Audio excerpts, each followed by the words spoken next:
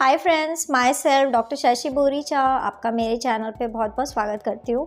आज मैं आपको एक कंडीशन एक्सप्लेन करूँगी जिसका नाम है कि नॉर्मल सेक्सुअल इंटरकोर्स का जो टाइमिंग है वो कितना होना चाहिए मेल और फीमेल का। मैं आपको इसी टॉपिक पे बताऊँगी कितना टाइम तक सेक्सुअल इंटरकोर्स चलना चाहिए। आज मैं आपको इसके बारे में इंफॉर्मेशन दूंगी, लेकिन उससे पहले आप प्लीज़ मेरे चैनल को सब्सक्राइब कर लीजिए और जो बेल आइकन है उसे प्रेस कर लीजिए ताकि आपको मेरे आने वाली वीडियोस का नोटिफिकेशन मिलता रहे। तो चलिए स्टार्ट करते हैं। सबसे पहले आखिर नॉर्मल सेक्सुअल इंटरकोर्स का जो टाइम है मेल और फीमेल के लिए वो कितना होना चाहिए। तो जो मेल्स के लिए मैं आपको पहले बता देती हूँ कि मेल्स के माइंड में ये चीज़ें बहुत ज़्यादा होती है कि वो कितना टाइम तक कर रहे हैं, वो क्या फीमेल को सेटिस्फाई कर भी पा रहे हैं कि नहीं, उन्हें कितना टाइम तक इंटरकोर्स को परफॉर्म करना चाहिए। तो इस टाइप का क्वेश्चन मेल्स के माइंड में बहुत ज़्यादा रहता है।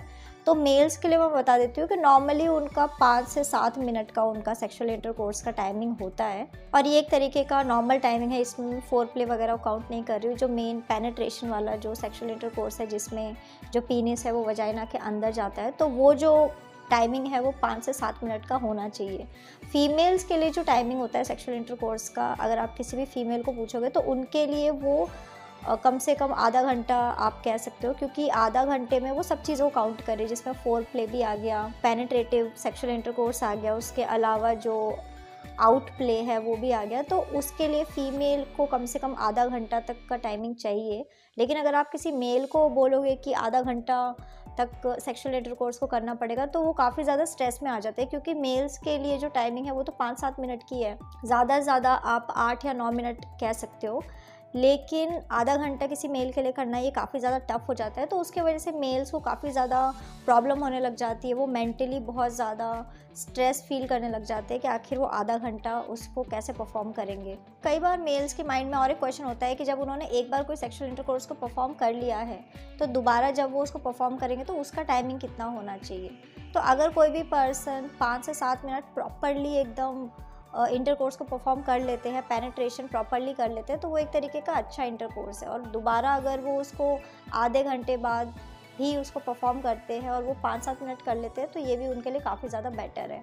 जब भी वो पेनिट्रेट करते हैं फीमेल की वजाइना के अंदर, जब वो इंसर्ट करते हैं तो उनको बहुत ही जल्दी रिलीज़ हो जाता है सीमेन। तो ये जो कंडीशन है ये प्री मैच्योर इजैकुलेशन की कंडीशन है, जिसमें मेल्स को फीमेल के अंदर इंसर्ट करते ही थोड़ा सा उन्होंने 1-2 मिनट किया और फिर उनको पानी निकल जाता है, उनका जो सीमेन है वो आउट हो जाता है। तो ये कंडीशन को प्री मैच्योर इजैकुलेशन कहा जाता है। ये बहुत इंपॉर्टेंट उसका साइन है।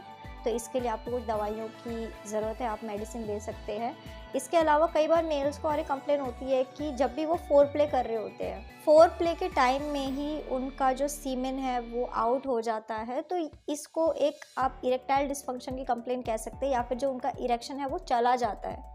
उनको बिल्कुल, उन्हें ऐसा लगता है कि उनका जो जेनाइटल एरिया है वो बिल्कुल लूज़ होने लग जाता है फोर प्ले के टाइम में। तो इसको ईडी का सिम्टम है, ये बहुत ही इंपॉर्टेंट, और इन लोगों को भी ट्रीटमेंट की ज़रूरत है।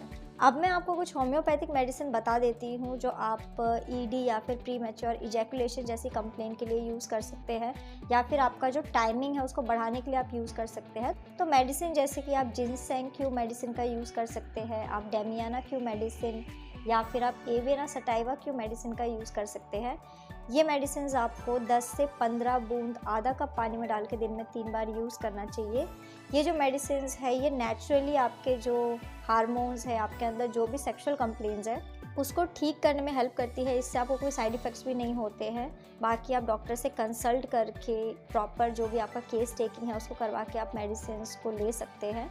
तो अगर आप किसी भी कंडीशन के लिए मुझसे कंसल्ट करना चाहते हैं तो आप मुझे मेरे व्हाट्सएप नंबर पे मैसेज कर सकते हैं, मैं आपको रिप्लाई करूँगी। तो अगर आपको मेरा ये वीडियो यूज़फुल और इन्फॉर्मेटिव लगा हो तो आप प्लीज़ इसको लाइक कर दीजिए और साथ ही साथ आप मेरे चैनल को सब्सक्राइब कर लीजिए और जो बेल आइकन है उसे प्रेस कर लीजिए ताकि आपको मेरे आने वाली वीडियोज़ नोटिफिकेशन मिलता रहे। तो आज के लिए बस इतना ही। Thank you.